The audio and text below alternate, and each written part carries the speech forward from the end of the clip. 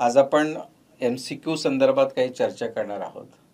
जो पार्ट आपण pharmacy law आणि इथिक्समध्ये आजपर्यंत शिकलेलो आहोत, त्या अनुषंगाने येणाऱ्या एक्झिट एक्झामिनेशनमध्ये साधारणतः कशा स्वरूपाचे प्रश्न असतील, त्याचं स्वरूप काय असेल, याचा एक आपण आढावा आजच्या या संवादाच्या माध्यमातून घेणार आहोत. तर MCQs जे काही विचारले जाणार आहेत येणाऱ्या एक्झिट एक्झामिनेशनमध्ये, ते साधारणतः आपण ब्लूम्स टॅक्झॉनॉमीचा जो काही पॅटर्न आहे त्या पॅटर्नच्या आधारावरतीच ते MCQs विचारले जाणार आहेत. आता हे ब्लूम्स टॅक्झॉनॉमी म्हणजे काय हे मी तुम्हाला थोडक्यात सांगेल.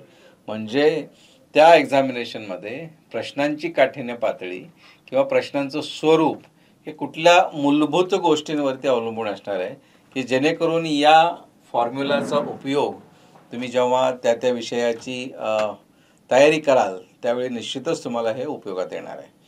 आता जे काही क्वेश्चन्स असतील ते नॉलेज बेस्ड काही क्वेश्चन्स असणार आहेत.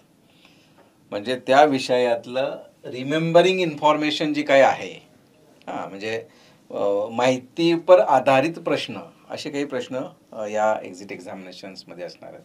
म्हणजे सरळ सरळ माहिती आहे आणि ते माहितीचा तुमचा अभ्यास झालेला आहे, त्याच्यावरती आधारित जे काही प्रश्न असतील, ज्याला आपण रिमेंबरिंग टाईप असं म्हणू, तर तशा प्रकारचे अनेक क्वेश्चन्स हे सगळ्याच विषयामध्ये असणार आहेत.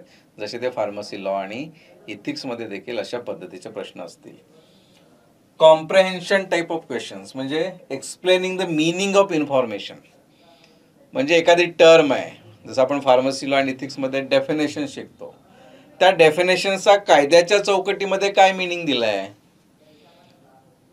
हे जर तुम्हाला माहिती असेल आणि त्याच्या मीनिंगच्या आधारावरती जे काही क्वेश्चन्स विचारले जातील त्याला म्हणायचं comprehension type of questions which are based on explaining the meaning of information. येते लक्षात? तर हा एक क्वेश्चन विचारण्याचा दुसरा पॅटर्न आपल्याला एक्झिट एक्झामिनेशनमध्ये पाहायला मिळणार आहे. तिसरा आहे ॲप्लिकेशन. म्हणजे जे काही मीनिंग आहे, जी काही इन्फॉर्मेशन आहे ती ॲप्लिकेशन फॉर्मॅटमध्ये जे काही आपण शिकतो, वेगवेगळ्या प्रोव्हिजन्स असतील, वेगवेगळ्या कन्सेप्टचे ॲप्लिकेशन्स असतील आणि त्या ॲप्लिकेशन बेस्डवरती असणारे किंवा त्यावरती आधारित असणारे प्रश्न हे काही असू शकतात. त्याच्यानंतर ॲनालिटिकल क्वेश्चन्स असतील, जिथे तुम्हाला लॉजिक लावावं लागणार आहे. म्हणजे तुम्ही माहिती रिमेंबर केलेली आहे, तुम्ही ती माहिती जे काय आहे त्या माहितीचं मीनिंग तुम्हाला एक्सप्लेन करता येतं आहे. त्यानंतर एक्सप्लेनेशन झाल्यानंतर तुम्ही त्याचं काहीतरी कॉन्क्रीट सिच्युएशन्स क्रिएट करता आहात, त्याचं ॲप्लिकेशन्स करता आहात आणि त्याच्या आधारे जे काही तुम्हाला लॉजिक लावायचं आहे त्या लॉजिकच्या आधारावरती देखील काही क्वेश्चन्स हे येणाऱ्या एक्झिट एक्झामिनेशनमध्ये असणार आहेत. त्यानंतर सिंथेसिस म्हणजे putting parts together to form a new or integrated whole. म्हणजे एका याचा रिलेशन हे दुसऱ्याशी असू शकतं. म्हणजे एखादा चॅप्टर आहे, फार्मसी ॲक्ट आहे किंवा ड्रग्ज अँड कॉस्मॅटिक्स ॲक्ट आहे, त्यांच्यामध्ये काही ज्या टर्म्स असतील, काही प्रोव्हिजन्स असतील ज्या एकमेकांशी को रिलेट करतात आणि त्याच्या आधारित जे काही क्वेश्चन्स विचारले जातील तर त्याला आपल्याला म्हणावं लागेल सिंथेसिस टाईप ऑफ क्वेश्चन्स. म्हणजे हा एक पॅटर्न आहे एक्झिट एक्झामिनेशनमध्ये. वेगवेगळे जे पॅटर्न आहेत त्याच्यामध्ये हा सिंथेसिस सुद्धा एक पॅटर्न असणार आहे. इव्हॅल्युएशन म्हणजे तुम्हाला इव्हॅल्यूट करता आलं पाहिजे.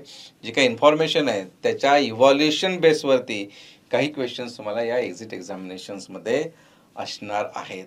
आता हे जे मी काय सांगतोय ते पॅटर्न कसा असू शकतो MCQचा, त्याचे मूलभूत जे काही तत्व आहेत, MCQ विचारण्याच्या पद्धती आहेत, साधारणतः याच अनुषंगाने तुम्हाला त्या विचारल्या जाणार आहेत, हे तुम्ही लक्षात ठेवा.